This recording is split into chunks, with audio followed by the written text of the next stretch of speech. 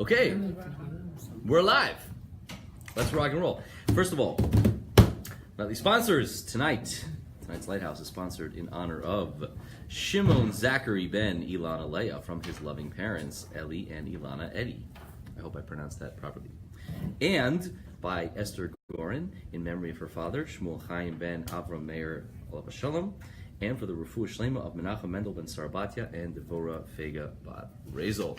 All right. So tonight's topic, can someone remind me?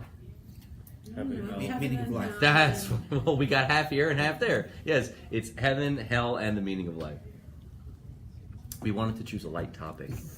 Yeah, we want something that hopefully wouldn't affect too many people, because how many people find heaven, hell, and the meaning of life relevant? I think that would only encompass 100% of people, and therefore, yeah. Anyway, I thought it would be cool to discuss. So, to begin. No, I think that you're looking for room 3. You're looking for me? Wow, you found me. In that case, we do need more chairs. Yeah. Welcome. So if we're going to talk about heaven and hell, then I think we should probably begin by familiarizing ourselves with certain terminologies. So, how do we say these words in Hebrew? Whenever you want to know what Judaism happens to say about, hey, how you doing, Sarah? What's going on? Whenever you want to talk about, oh, Mama Bear. Whenever you want to talk about a concept in Judaism, and you want to get to the crux, to the guts, to the kishkas, to the essential idea. Wow, and he's right. Peace and love right back to him. You have to go to the Hebrew word. So when we talk about heaven and hell in Hebrew, what are the words that we use? Shamayim, Gehenim. The difference between Gehenim, yes, Gehenim means hell. Shamayim is not exactly the appropriate word for heaven, because Shamayim means heaven in the way of look up to the heavens, as in the sky. Gan Eden. Excellent. Because when we talk about heaven, I mean like Christian, heaven. I don't mean heaven as in where it rains from. I mean heaven, Valhalla, Nirvana, 72 virgins heaven. So it's like different kind of heaven. Right, so we talk about Gan Eden and Gehenna. Paradise, yeah, exactly, paradise. Precisely. That's what we're discussing. So we have Gan Eden and Gehenna. And would you say that Gan Eden and Gehenna are physical places, or would you say that they're spiritual places? Spiritual places. Right? It has to be spiritual. Now you're an intelligent guy, right? So why would you say spiritual? Because there's no physical there. Not physical, right? Not physical. Nothing physical. Where does a guy go physically when they die? In the ground. In the ground, right? So if you bury them in Chicago, then they're in the ground in Chicago, and if you bury them in Nantucket, then they're in the ground in Nantucket. But my day is made. But so obviously, Gan Eden and Gehenna are in fact spiritual places. Yes, capiche? We're all on the same page about this? Wonderful. Patently false. What we just said, which made perfect sense, that everybody would bet their bottom dollar that what we said was correct. It is absolutely incorrect. And not only is it incorrect, we all have the information necessary to know definitively that it is incorrect. And yet, we're convinced because we have a cognitive dissonance.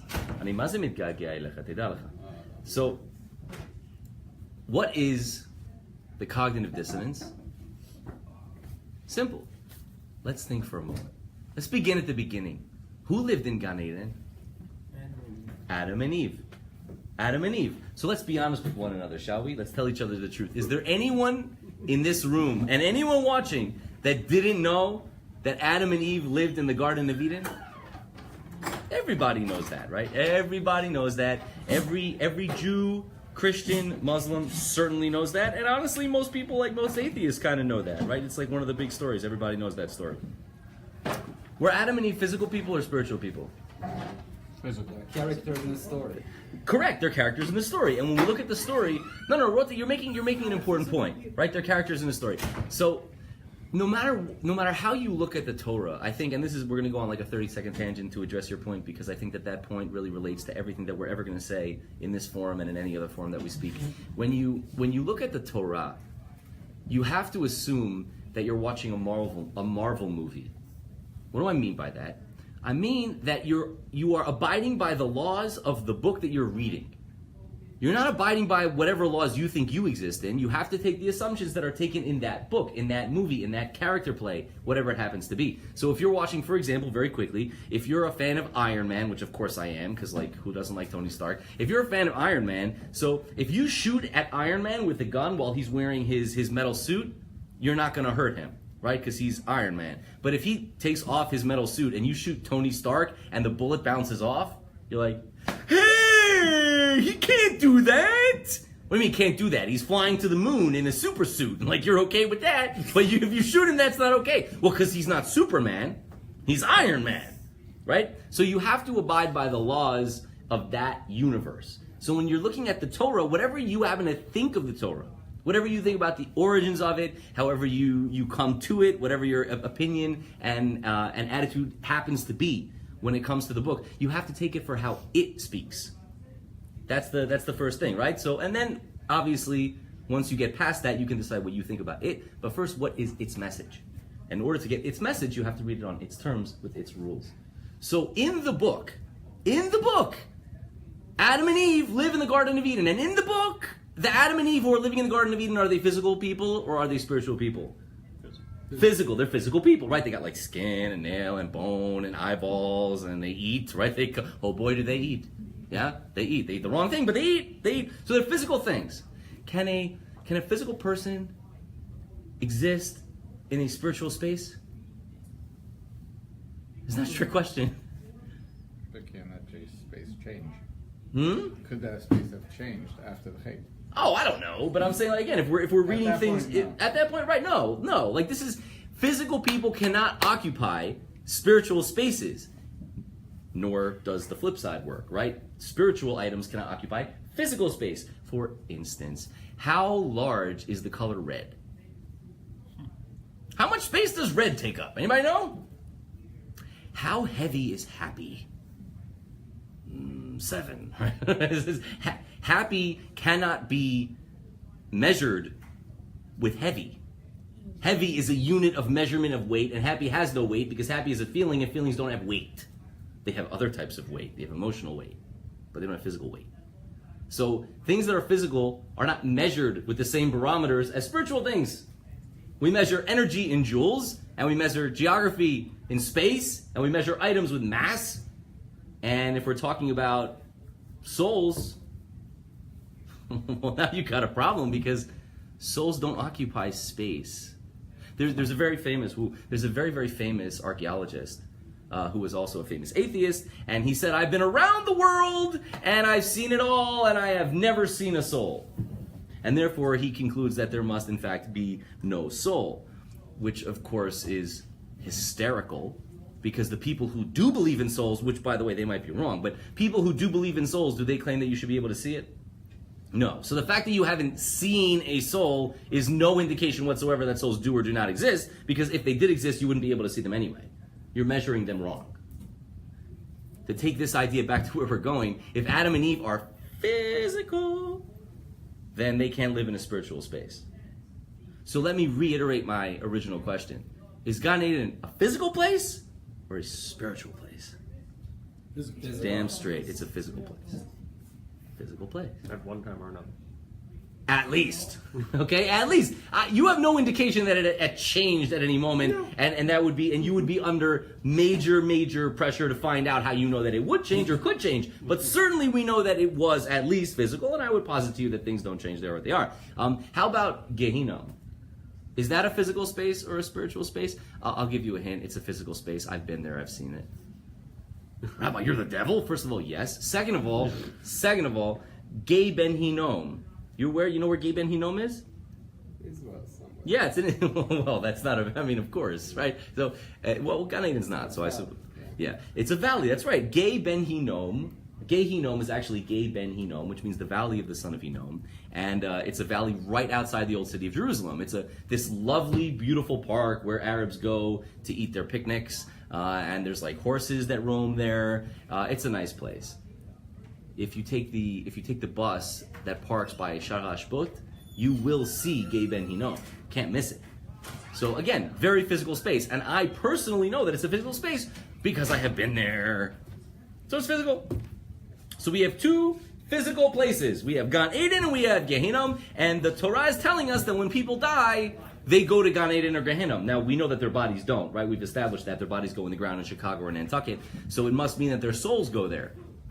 So when you go to the horse park to have a picnic, you're like walking through Zadie's soul, you're like swimming through Casper the Ghost, like, is that how that works? The souls are just like congregating there for millions of years, right? They're sitting there in the valley, smoking nargila along with the picnickers. Is that what's happening?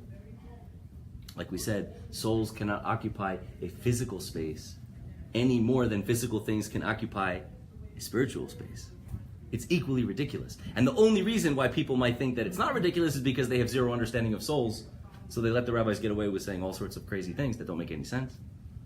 But when you think about it, right, neither one can function in the universe of the other. Spiritual things can't live in physical spaces. Physical things can't live in spiritual spaces. So the first thing we're going to have to deal with tonight is, what do we mean when we say that when people die, their souls go to Gan Eden or Gehinnom? What can that possibly mean? It's a problem. Okay, well, we're in luck. Words are terrible. Words are a very ineffective method of communication. Now, I know what you're thinking. What are you talking about, Sprung? They're the most effective method of communication. That's true.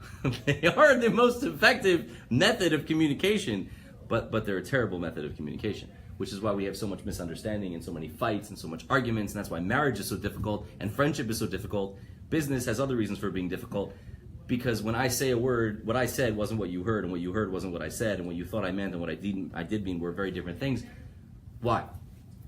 Well, because words indicate shared experiences.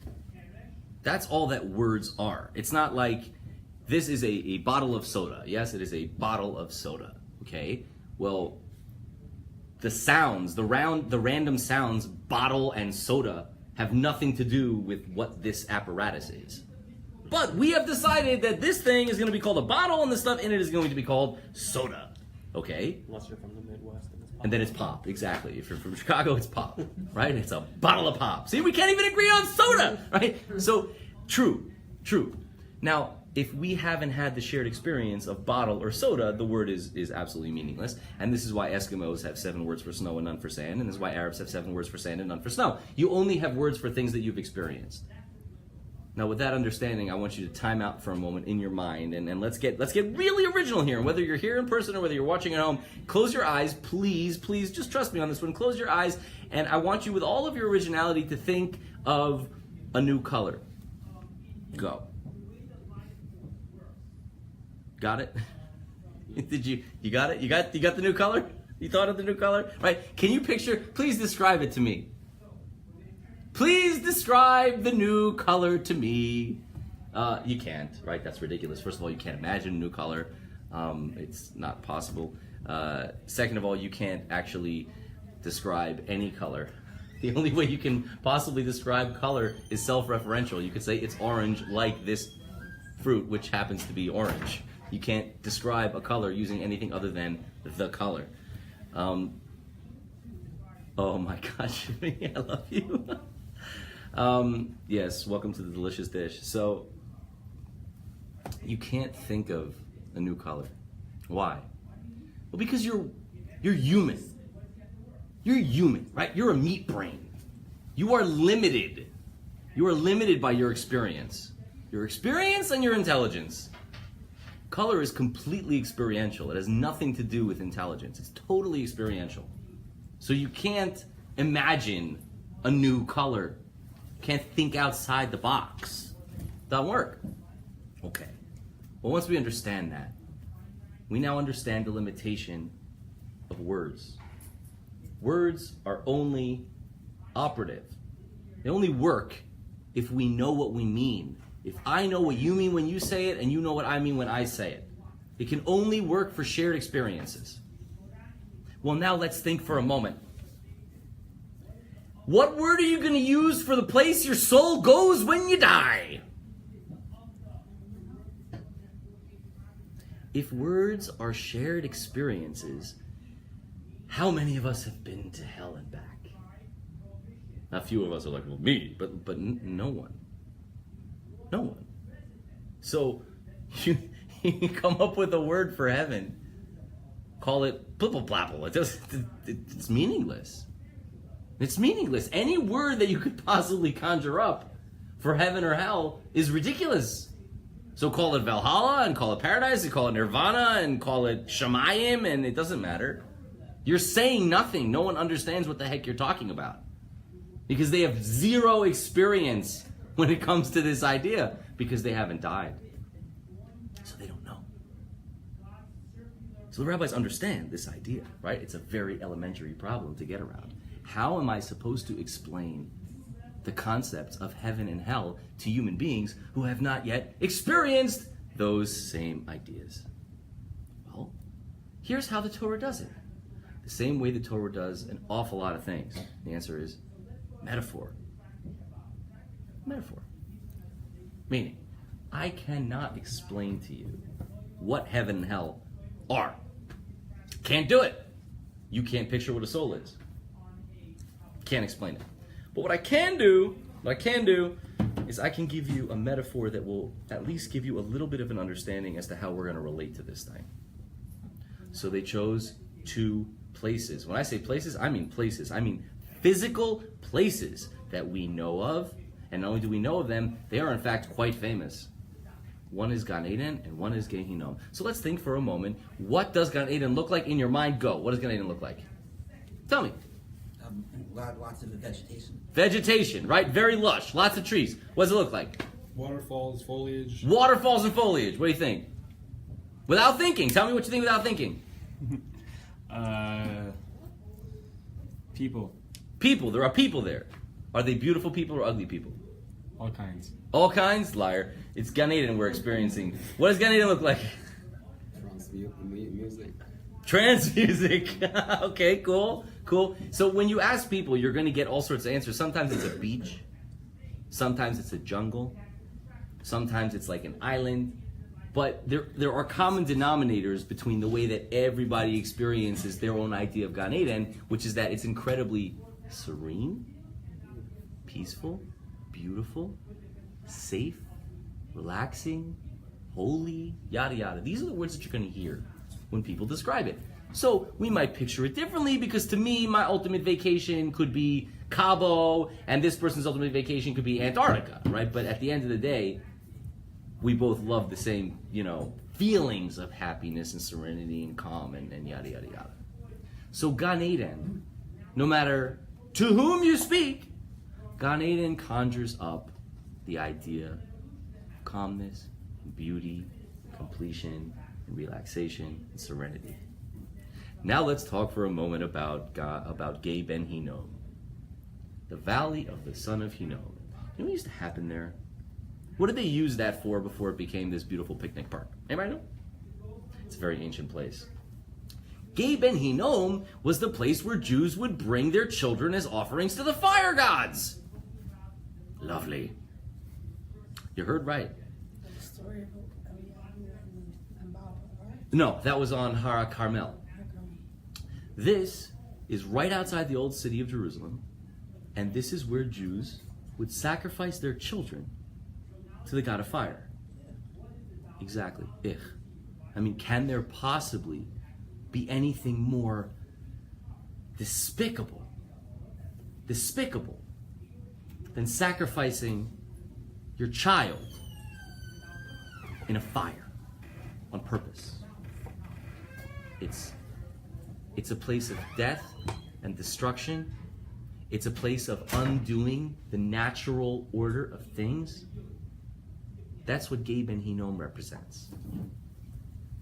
Physical place. But we get the idea. Sort of like if I were to say to you, Auschwitz. You say Auschwitz. Auschwitz is not a place if you're a Jew. I mean, it's a city. What do you mean? Auschwitz. It's not a city. It's not a place. It's hell. That's right, it's hell. It's an idea. Auschwitz is an idea. It's an idea. The White House is an idea. The Statue of Liberty isn't a statue. It's an idea. Similarly, when we talk about Gan Eden and Gehinnom, we're not being accurate. We're not saying that when a person dies, their soul occupies this place. It doesn't. We're giving you an idea of what is happening to the soul. That's the first thing to understand. Now, to go all the way back to the beginning, just for 30 seconds to tie this up for us, if everyone knows that Adam and Eve lived in Gan Eden, then why does everyone, again, go outside and do one of those, you can do a little trial with your camera, go outside and ask 100 people whether or not Gan Eden is a physical place or spiritual place. They'll all tell you spiritual, and yet they all know Adam and Eve lived there. So why do they say spiritual if they know it must be physical? The answer is because they know even more than they know that Adam and Eve lived in Gan Eden. They know that when a person dies, we don't put them there. So their mind has to make up for that discrepancy. And the way that the mind makes up for discrepancies is, spiritual place. But that's not true. You made that up. You made that up to satisfy another question that you had. In truth, it's a physical place, and it's also true that the soul does not go there, and it's a metaphor. What is the metaphor about? It's about pleasantness versus unpleasantness. Do we know where Gan Eden is? Yes. If it was a physical place? Around, we do. Sure, because the Torah describes it in Bereshit, in Genesis. It says that it's somewhere around the Pishon Lechidekel, which is somewhere in the Tigris and Euphrates basin. Iraq. Yeah, the Iraq area. It's in the Iraq area. I know, we've been there and we're like, that's not heaven. But, yeah, anyway, that's... How is it today? I don't know. Is it like a I don't know. regular...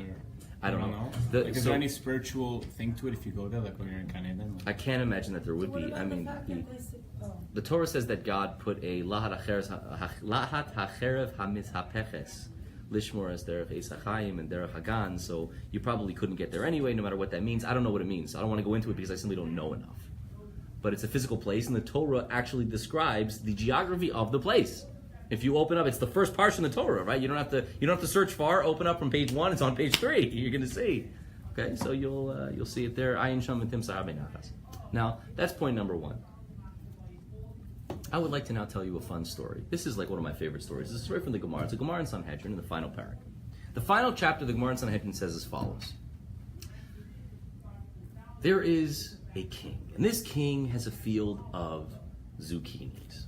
The Gemara actually uses figs, not zucchinis, but dates, figs. But I like zucchini better, so it's a field. In this iteration, it's going to be filled with zucchini. And the king has a field of zucchini, and as you would imagine, the king's zucchini are like amazing, right? If your zucchini are like here, and Publix's zucchini are like here, and Gordon Ramsay's zucchini are here, God's zucchini are like pew, right? Like king's zucchini. It's like really awesome zucchini. And naturally, he's afraid that people are going to steal the zucchini because zucchinis that are so amazingly beautiful and delicious looking and they smell great, you're going to want to get some of that zucchini. And therefore, he's like, I need to put guards there.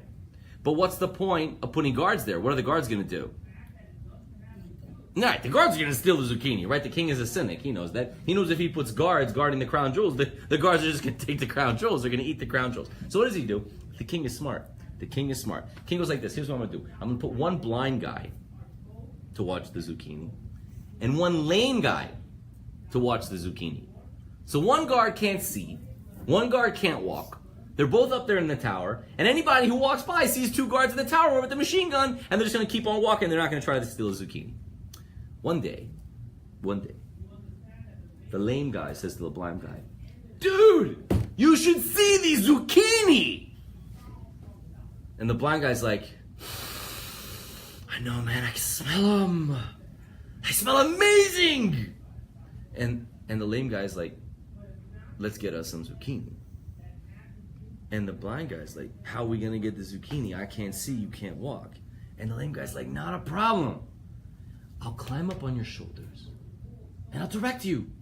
2 steps forward, 3 to the right, 1 step forward, 1 to the left. Boom, we're going to get the zucchini." And the blind guy's like, "It's the greatest idea I've ever heard." So they do this, and they climb down the tower, and they eat all the zucchini. Greatest day in the world. They climb back up, they sit there, they wait. One day the king shows up, and he is miffed. He's like, yo, where's my zucchini? And the blind guy goes, "Wasn't me.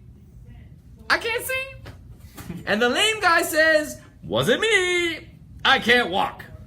And God's like, God, I keep saying God, the king. And the king's like, wow, that's a good point. This guy can't see. That guy can't walk. It couldn't have been him. It couldn't have been him. And he grabs the lame guy by the scruff of the neck and he picks him up like this and he sticks him on top of the blind guy and he goes, you did it.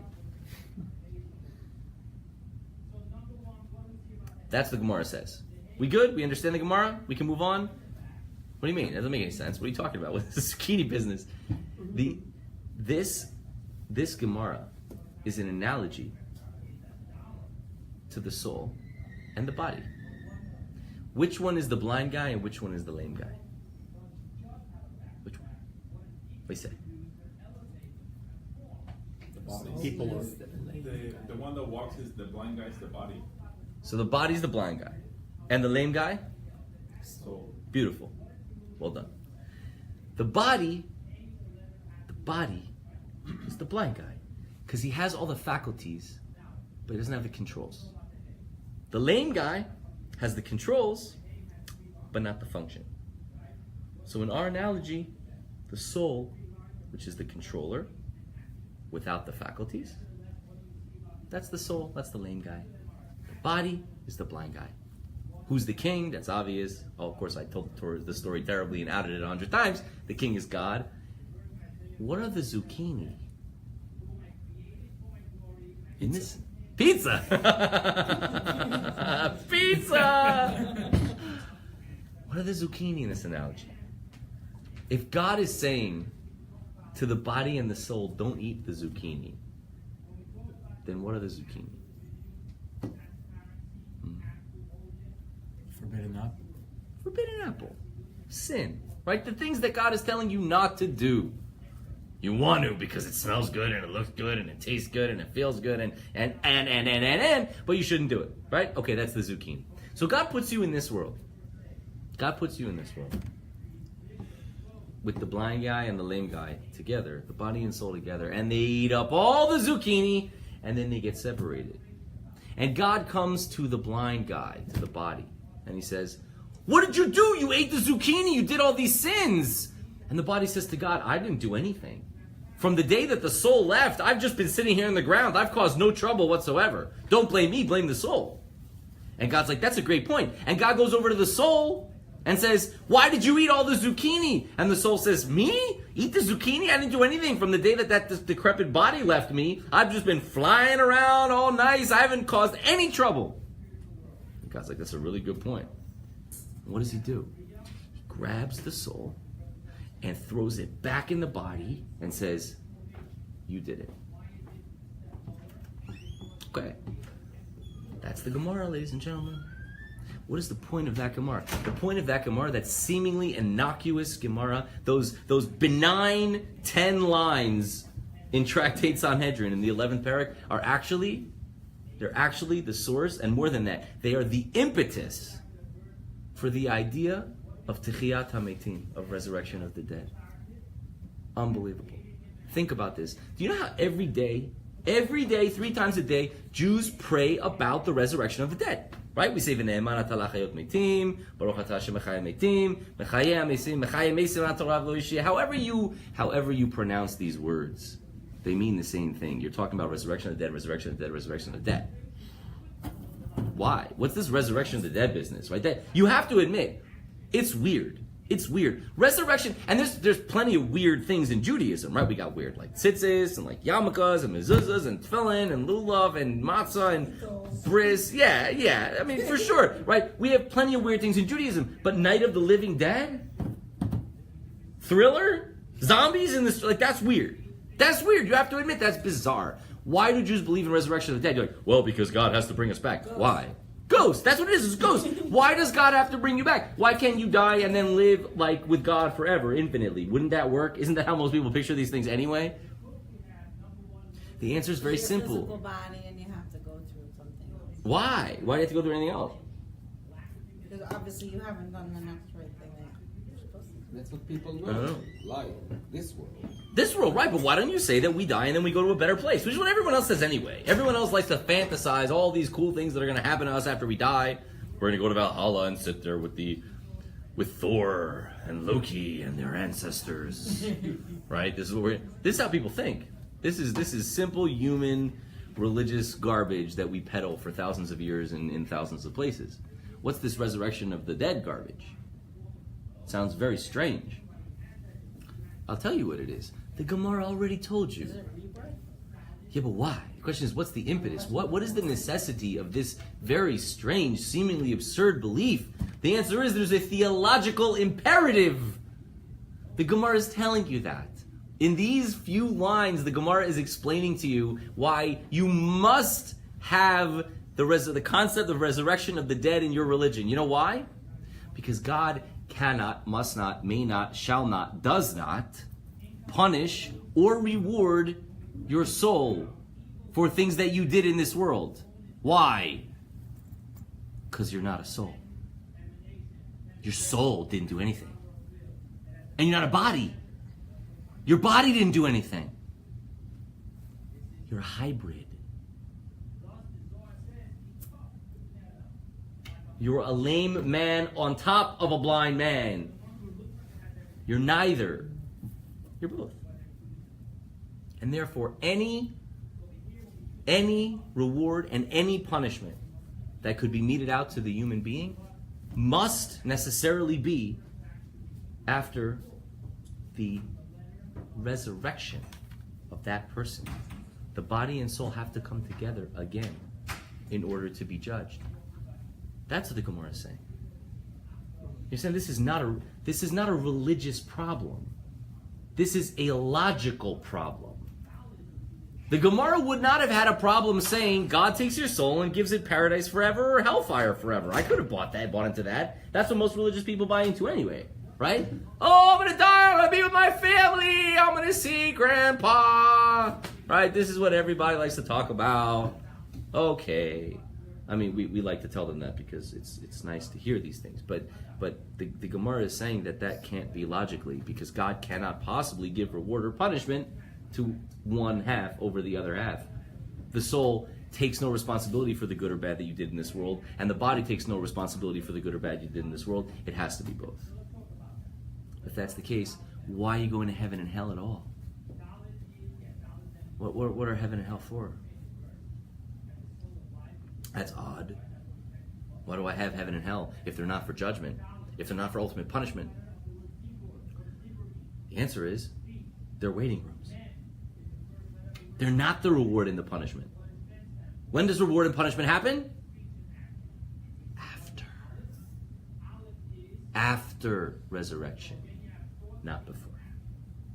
In the meantime, you're in a waiting room.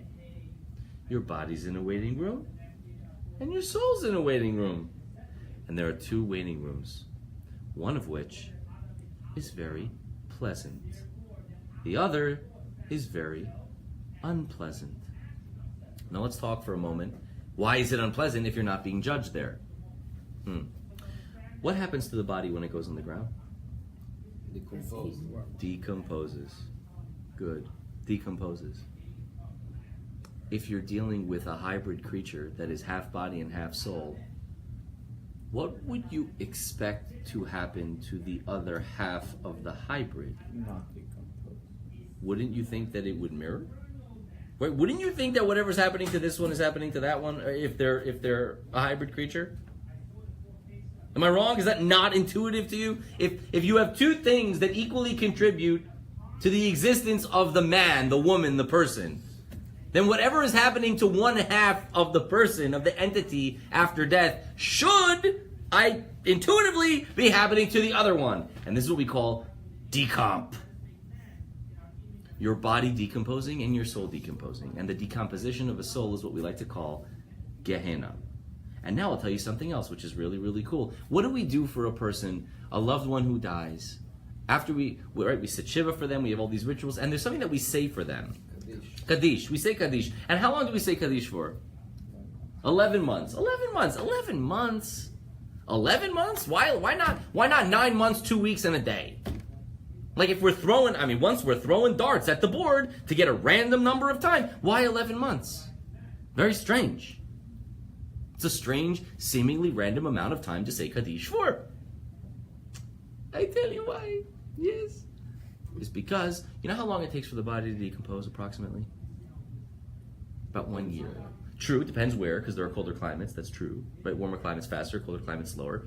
It takes approximately a year, give or take. Give or take. Because it takes a year, because it takes about a year, if the bet din, if the court killed someone with capital punishment, put somebody to death, the person who was put to death for doing whatever awful act they did, which forced Beis Din to kill them, and it's very, believe me, it's very, very hard to get capital punishment in Judaism. But if you do something that's so heinous and and it has to be a little stupid also, you have to be a little stupid to get capital punishment for a bunch of reasons. If you do that, they don't bury you in your ancestral graveyard. You're buried in the backyard of the court, of the Bet Din. That's part of your punishment. And then after a year, they exhume the body, and they give the remains, they give the bones back to the family to be interred in the family crypt. 1 year. The assumption being 1 year of decomposition, 1 year of hell. Now this person is ready, give him to the family. So why do we say Kaddish for 11 months and not a year? Oh, I tell you. Because if the maximum time that a human being can spend in hell is 1 year, then if you say Kaddish for dad for 1 year, what are you saying? What are you saying about dad? He did that help to get out of Gehenna. If the maximum time is 12 months, and you say it for all 12 months, you're saying that dad was a Russia. You're saying that dad was a horrible person. You're raising a flag and you're waving it. Dad needs the maximum time in hell. And therefore, we never say Kaddish for 12 months. It's a terrible thing to do. Unless dad was a Rasha. Define Rasha for today. Not gonna do that. No. Nice try. Different story for a different day. If dad is Hitler, you say Kaddish for 12 months. If everyone knows that he was evil, then you would say for 12 months, halachically. But we don't do that because, thank God, we're not evil. Okay, so it's a waiting room. It's nothing to do with your ultimate reward and punishment. If it has nothing to do with your ultimate reward and punishment, well then what's the reward and punishment? What is that? If that's not hell, if heaven isn't your ultimate reward and hell isn't your ultimate punishment, then what is? What is your ultimate reward and your ultimate punishment? Like, what's the point of this whole thing? What's the meaning of life? Or death. Or death. Or death. And the answer is football. No, I'll tell you that too. Okay, I'll tell you. You know, there's another problem. Before we answer what the meaning of life is, there's a big problem with understanding, or many, but one in particular stands out. It says that the sins that a person does, the pain, impossible to imagine. The punishment for the sins that a person does is impossible to imagine. And the reward for the good things that a person does, impossible to imagine. Amazing, impossible to imagine. Well, which one is it? So you have amazing pleasure and amazing pain simultaneously. First you do one, then you do the other. How do they work in tandem?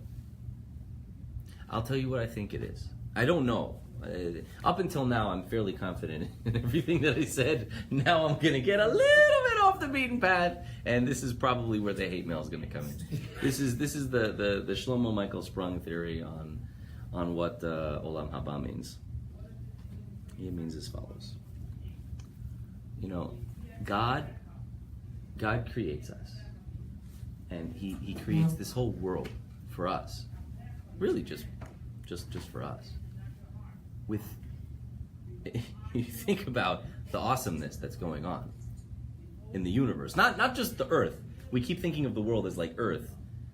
Wow, what a myopic way of looking at things, right? You're not even looking at the solar system. You're not looking at galaxies. You're looking at a stupid little sphere, right? Why are you limiting yourself to the sphere? But even on the sphere, it's an amazing sphere. You could spend 1 billion lifetimes analyzing trees and their interrelationships with the insects that live among them. And just be like mystified, stupefied, blasted in the head from the amazingness of everything. You really could. So he puts you in this world, and man, we just screw it up. Humans? Humans are the worst. Right? Humans destroy everything. And we're the only things that do. Everything else is fine. Rabbits? Rabbits don't destroy things, right? Pythons don't destroy things. Eagles don't destroy things. Humans destroy everything. We know this. Fine. Obviously, that's true. Now, there's two possibilities as to how this whole thing is going to end. I have a feeling that I know how it's going to end, but if you're just going to be very, very philosophically honest with yourself, there are two possible ways that this goes. Number one is nuclear war and humanity's over. No more humanity. Shalom. Finito. We're wiped out. We're extinct. Extinction event. No more humans. That's possibility number one. Possibility number two is we figure it out. Eventually, we figure it out. We figure out how to actually create utopia, which is what we've been gunning for thousands of years. We just haven't figured it out yet. We don't know what the balance is. We haven't figured out the balance. So these people go up, these people go down. Okay, you understand this. We don't need to get into politics or socioeconomics right now. So either we figure it out or we all die. Those are the two possibilities. And we know that the sun's going to go supernova in a few billion years anyway. Okay, well tell me something. Imagine for a moment, for one moment, right? Think outside of our own tiny little pixel. Imagine a world which is in fact perfect.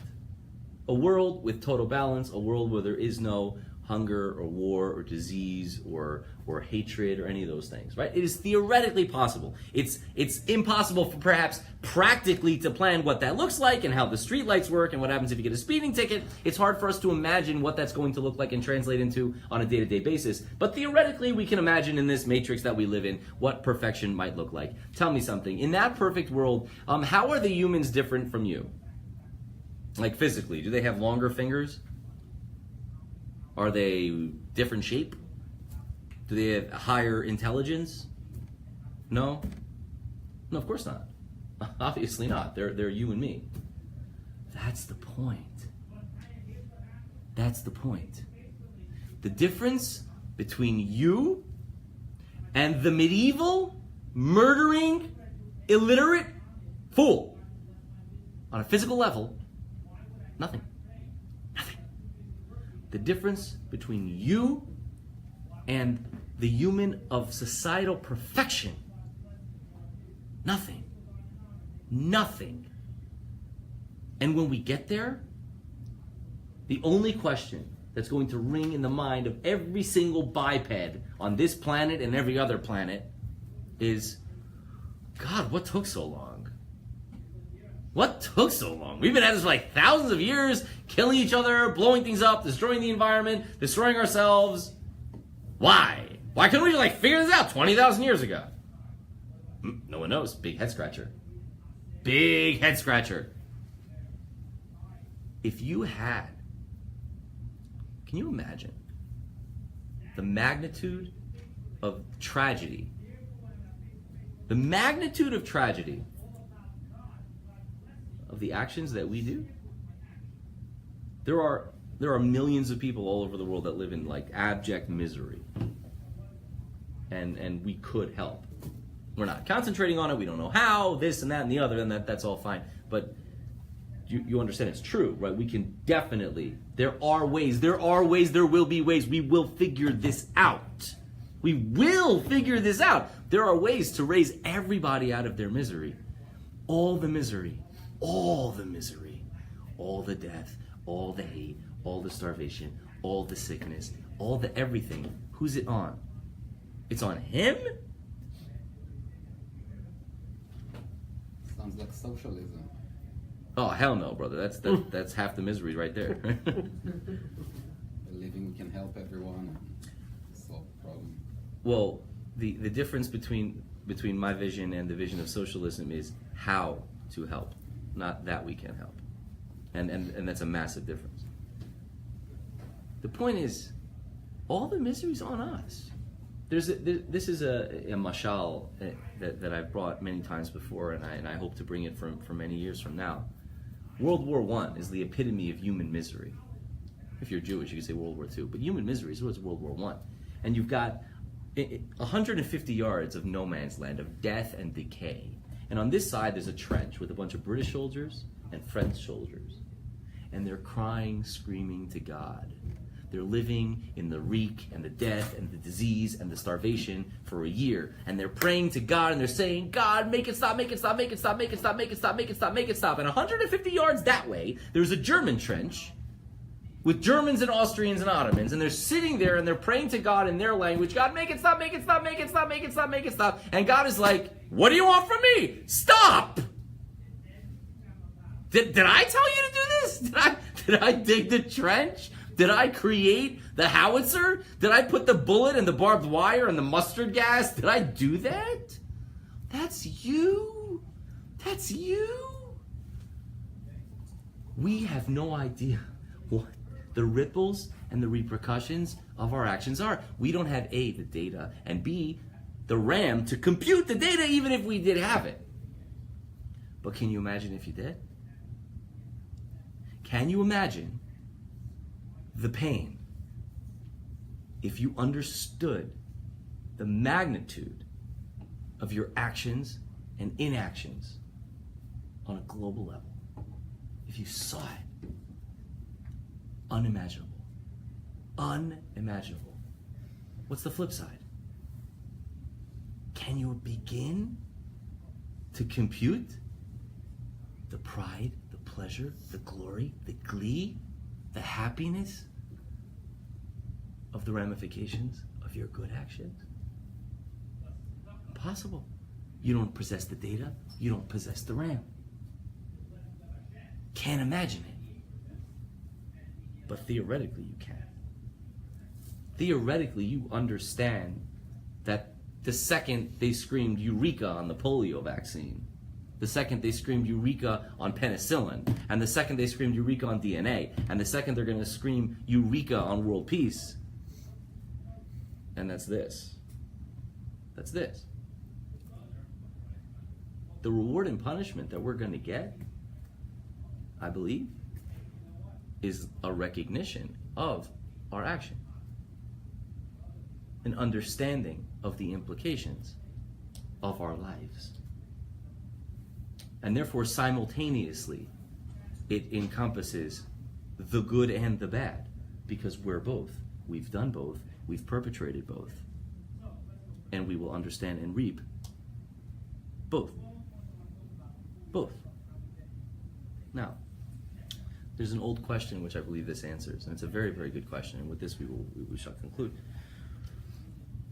You know, the Gemara asks, I don't understand, why couldn't God just God didn't have to make humans. We've said this so many times. He doesn't need your flippant prayers. He doesn't need your worship or your goats, your cows, or your bowing, or your shul, or your tzedakah, or your good deed, or your shalach manas, or your lulav. God doesn't need your lulav. He doesn't need that. He created you for you. Well, if he created me for me, then it would have been a lot nicer if he just would have created me to have a great time all the time. If he would have created me in such a way that it would be pleasure for me all the time. After all, if he did it for me, I would like very much if he would create something for me that I would enjoy all the time and not have all this misery and pain. And the Talmud answers the following. It says, well, if God would have created you in such a way that you would just enjoy all the time and you didn't have to earn anything, there would be a problem. And do you know what the problem is? 2 words in the Gemara. The Gemara says, Nahama de Kisufa. Anyone know what Nahama de Kisufa means? Strange word. It means, it's Aramaic for bread of embarrassment. Bread of embarrassment. I've never had bread of embarrassment. Doesn't sound delicious. What is bread of embarrassment? Bread of embarrassment means that if you didn't earn it, then you wouldn't really enjoy it. Yeah, you wouldn't enjoy it because you didn't earn the bread, and you're just getting the bread from someone else for free, and it doesn't taste as good, and therefore God makes you go through this world of, misery. That's the answer of the Gemara. I mean, have you ever heard a weaker answer in your life? there's a very obvious follow-up question, which for some reason not enough people ask. Why couldn't God create me in such a way that I wouldn't be embarrassed? Right? Is it, no. If you didn't earn it, you're going to be embarrassed. God can create me in such a way that I don't have the gene for embarrassment. And by the way, if you know me, he did. Let him create me in such a way that I'm not embarrassed. Give me the free bread. I'm good. God, high five. Let's cool. Let's groove on the Shekhinah. That's a good question. That's a big matzo ball. According to what we're saying, it's not a big matzo ball at all. When we say pleasure, we're not talking about scratch my back. We're not talking about give me an ice cream cone, and we're not talking about give me a Ferrari. We're talking about cosmic understanding. We're talking about the pleasure that encompasses the ramifications of your actions in the world and how they changed the world. If I take away your capacity for choice, you don't get that. Why? Because you didn't change anything. For example, recently we found a piece of some kind of meteor that is apparently, I read this, I don't know if it's true, but it suffices anyway. It encompassed elements that are not from this planet. So there was a star somewhere that exploded and ended up here, right? Is a star that explodes evil? No. Star that explodes isn't evil. You understand if our star, we call it the sun, if the sun explodes, how many humans die? Everyone, all of them, right? All 8 billion humans, when? How long does it take for them to die? No time at all, right? No time at all. Sun explodes, supernova, bang! Oh, every single human dead. If every single human died in an instant because the sun exploded, is the sun evil? Not a trick question. Yeah. Really? The sun's evil? I mean, if we're going by God, God made it explode. It exploded. Right? It exploded. The sun didn't choose to explode. Right? Didn't choose. If I throw a rock at you and it hits you, is the rock evil or am I evil? Me. Of course. The only thing on the planet Earth that could possibly have any effect on anything else to the tune of reward and punishment is something that chooses. You have to have the capacity for choice in order to have the capacity for effect. If you don't have choice, then the effect isn't on you. The effect is on the guy that pushed the button. Tell me something. Does the sun decide to shine? No. The sun could be a bajillion times more powerful than you, but guess what? You decide whether or not to get out of bed in the morning, and it does not. It doesn't decide anything. This is why the Torah says man is made in the image of God. Really? Image of God, huh? I'm not that good looking. Brad Pitt? I get it. Image of God, for sure. Me? Image of Buddha. Image of God. What's image of God mean? You know what the commentaries say? 2 words. Free will. Image of God means free will. It doesn't mean you look like God. Get off your high horse. You're not that hot. It means free will. Because if you remove free will, you know what you are? You are what everything else is. You're a rock. You're a rock floating in space. You are what you are. You have no effect on the world. That is your effect. So for all I know, the rock can be very happy and content in its own existence. It can be. But that is not the reward and punishment that awaits us. The reward and punishment that awaits us is great indeed, because it's cosmic. It is the understanding that anything that we have done matters. And it's the recognition, seeing what we've done, seeing what happened because of what we've done. This is why Judaism is very hard. It's very hard, right? You got all these laws that you got to do and all this stuff you got to learn, and it's really difficult. You know why? Because life is really complex. I don't just want, I'm just a good person, you know. No. Cosmic ramifications. Cosmic ramifications. Every word you say and every word you don't say. And the tone in which you say it and the volume in which you say it, and the timing with which you say it, matters. Matters. Cosmically. And we go through life like this. So we don't really notice that what we do matters. Because, he'll get over it. She didn't hear. He doesn't care. It doesn't matter. Matters. Matters. So if you ask me, what is heaven, what is hell, and what is the meaning of life? In a few sentences, heaven and hell are waiting rooms. One is pleasant, one is unpleasant. Your reward and punishment is the meaning of life. The meaning of life is your life inside out. It's just the recognition, it's the opportunity to have meaning. Only humans are granted this opportunity. Nothing else in creation has meaning. The rabbit doesn't matter. The tree doesn't matter. The rock doesn't matter. It just is. It doesn't choose to be. You choose to be. The meaning of life is to choose. And the pleasure and pain that you get from that, when you're taken out of the board and you have a bird's eye view of what you did and what you didn't do and what happened because of what you did and what you didn't do, that is cosmic pleasure that cannot be described. And God forbid the opposite. Peace and love. Have a great day.